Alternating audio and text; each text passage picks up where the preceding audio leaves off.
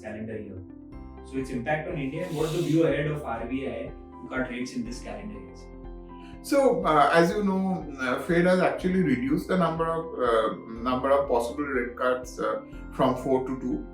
So, if anything, the prevailing feeling is that inflation in India will continue.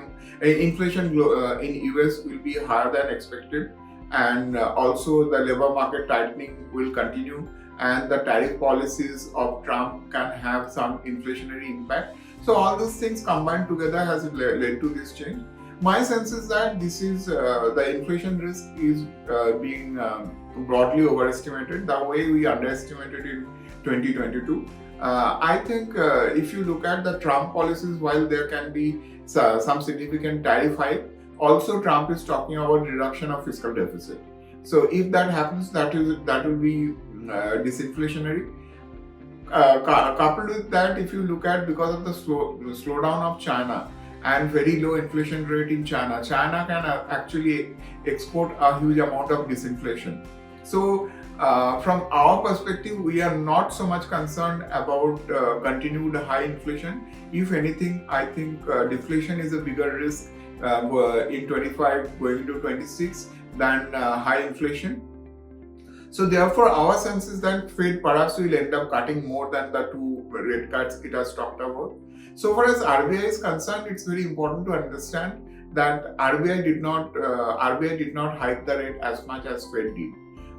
We went up from 4% to 6.5%, while Fed went up almost from 0% to 5.25%. So obviously, rate hike for Fed was much higher.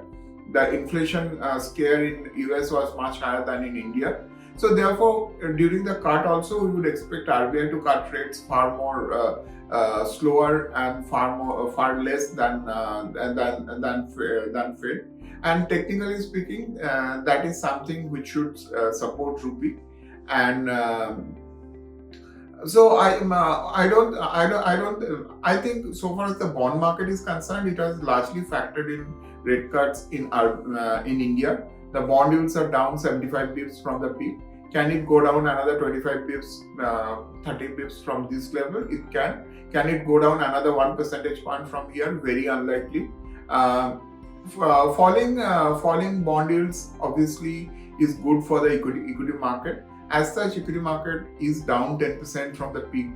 So we think from the bond portfolio side, for the next 12 months, you will make pre-tax return of anything from 6 to 8%, whereas in the equity portfolio, you will make anything from 10 to 12%.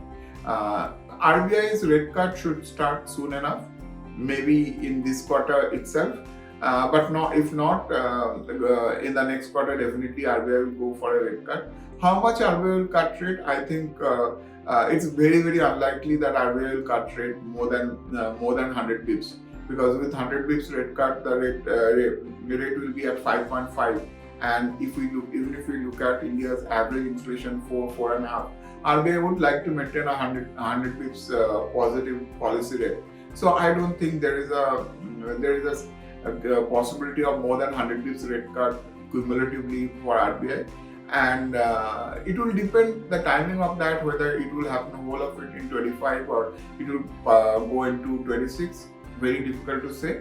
But 50 bips to 100 bips is the range at which RBI will cut rate in this cycle.